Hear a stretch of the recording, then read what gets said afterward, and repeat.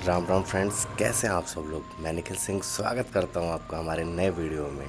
आज हम आप सबको ले जा रहे हैं चुनारगढ़, जिसे चुनार का किला कहते हैं। भारत में उत्तर प्रदेश के मिर्ज़ापुर जिले में पड़ता है यह चुनारगढ़। यह किला 2500 साल पुराना है या शायद उससे भी पुराना। इस किले पर लगभग हर बड़े राजा महाराजाओं का राज रहा है और वीर आल्हा जैसे योद्धाओं के तार जुड़े हैं। विक्रमादित्य, पृथ्वीराज चौहान, इब्राहिम लोधी, शेरशाह सूरी, बाबर, अकबर, जहांगीर, अवध के नवाब, अंग्रेज, आज़ादी तक सबने राज किया है यहाँ। तो चलिए शुरू करते हैं। देखा जाए तो वास्तविक में किले का निर्माण तारीख सरकार या विभाग के पास भी नहीं है। मौर्य काल और उससे भी पहले गुप्त काल से इस किले का अस्तित्व माना जाता है। मगर इतिहास की तारीख में देखा जाए तो सबसे पहले किले का निर्माण या फिर पुनर्निर्माण किया था 1000 ईस्वी में राजा सहदेव ने। 1532 में शेर खां, 1538 में शेरशाह सूरी और 1575 ईस्वी में अकबर ने किले का पूर्ण निर्माण कराया था।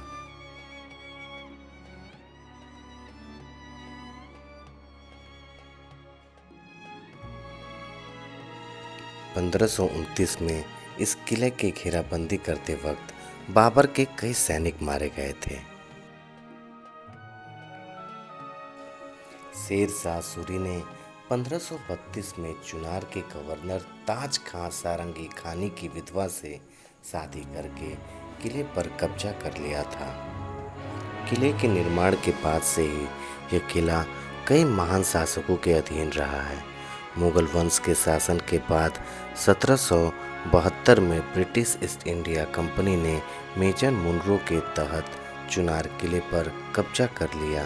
1791 में चुनार का किला अवैध यूरोपियन बटालियन का केंद्र बन गया।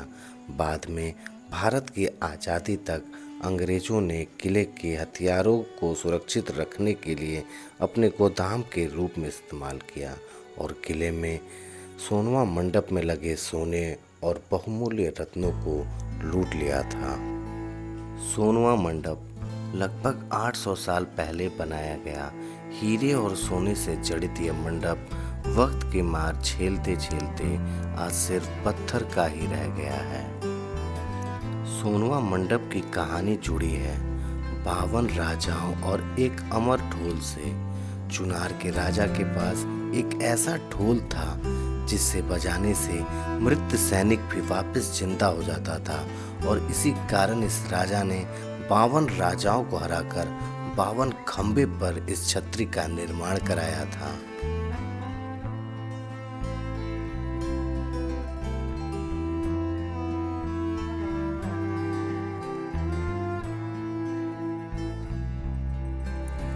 मुगल काल और अंग्रेजी शासन के वक्त इस इमारत का इस्तेमाल एक जेल के रूप में किया जाता रहा है।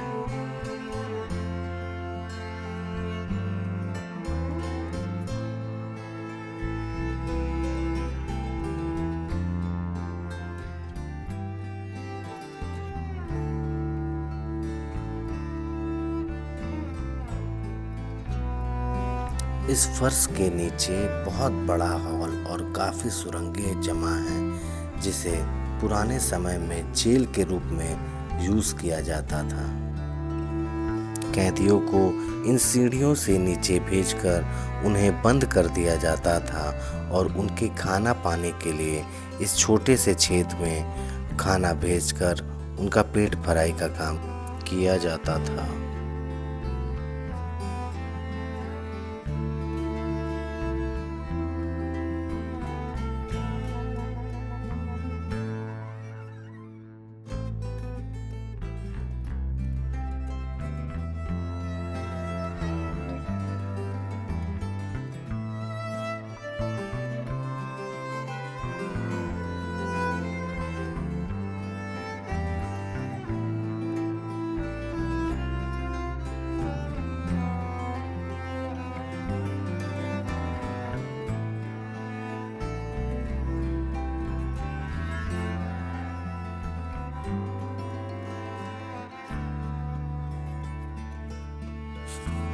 यहाँ की एक राजकुमारी थी जिनका नाम सोनुआ था, जो कि बहुत ही खूबसूरत और बहादुर राजकुमारी थी।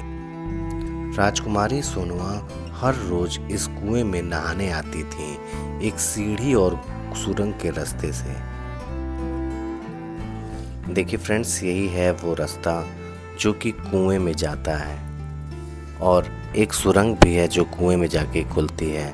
अब ये सीढ़ी बहुत ही खतरनाक हो चुकी है और ये जगह जगह से टूट रही है, ऊपर से छत गिर रहे हैं। इसलिए मैं कोशिश करूँगा अंदर तक जाने की, जहाँ तक हो सकेगा आपको लेके वहाँ तक दिखाऊँगा।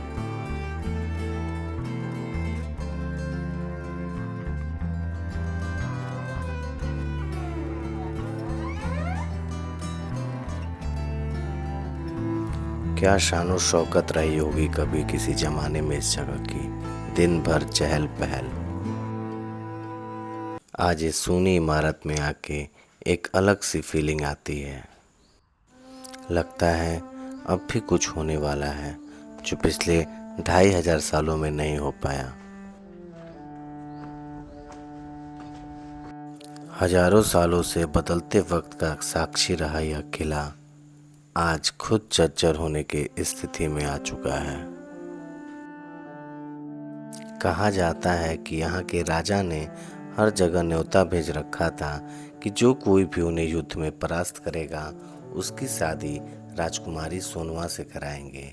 तब महोबा के वीर योद्धा आल्हा ने सोनुआ को जीतने का मन बनाया और वह चुनार आए, पर उनकी मुसीबत थी राजा के पास वह अमर ढोल जिससे अनेक सैनिक मर के भी जिंदा हो जाते थे।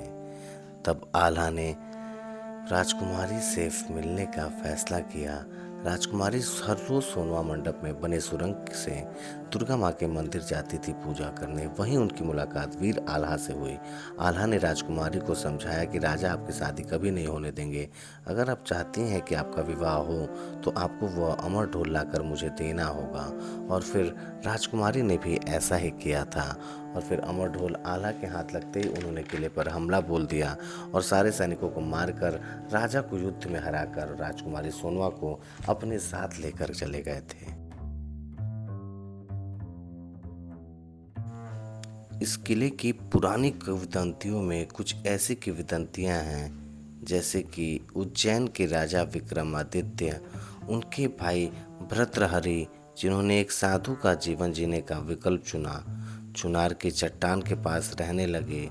अपने भाई की स्थिति को महसूस करते हुए विक्रमादित्य ने चुनार का दौरा किया और साधु गोरखनाथ के माध्यम से अपने भाई के ठिकाने का पता लगाने के बाद उन्होंने भाई के लिए एक घर बनवाया।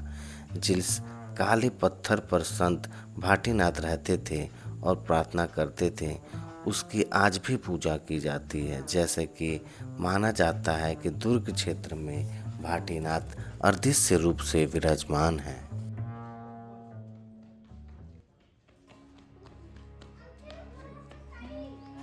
इस एरिया को किसी ज़माने में शेर शाह सूरी का कोट कहा जाता था। बाद में अंग्रेजी शासन के समय इसे अंग्रेजी अफसर का कोट कहा जाने लगा। यह किला इतना ज़्यादा पुराना है और इस किले पर इतनी बार निर्माण कराया गया है कि इस किले में यह समझ में नहीं आता कि कहाँ एंट्री है, कहाँ बेस है और कहाँ घर।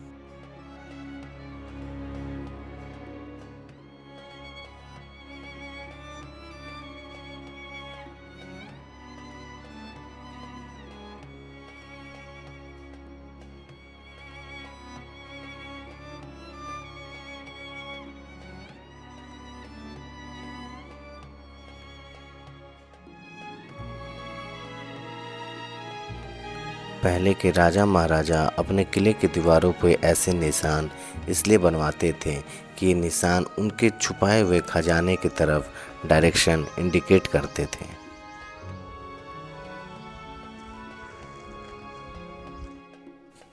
किले से बाहर निकलते ही नीचे अंग्रेजों का बनाया हुआ कब्रिस्तान यहाँ मिलता है और 17वीं सदी से 19वीं सदी तक अंग्रेज अफसरों के शहीद होने तक के सारे बायोडाटा यहाँ मिल जाते हैं। किले से बाहर निकलते वक्त किले की पहाड़ियों के बाहरी क्षेत्र में बना यह मंदिर देखने में काफ़ी खूबसूरत लगता है और अपने तरफ आकर्षित करता है।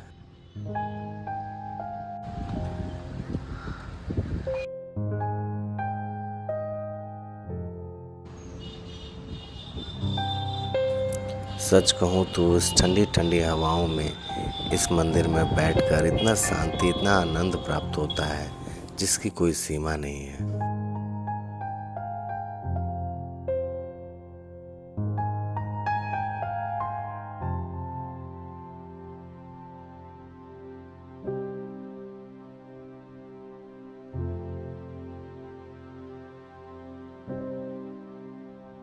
वीडियो पसंद आई हो तो चैनल को सब्सक्राइब कर लीजिएगा और वीडियो को लाइक कर दीजिएगा।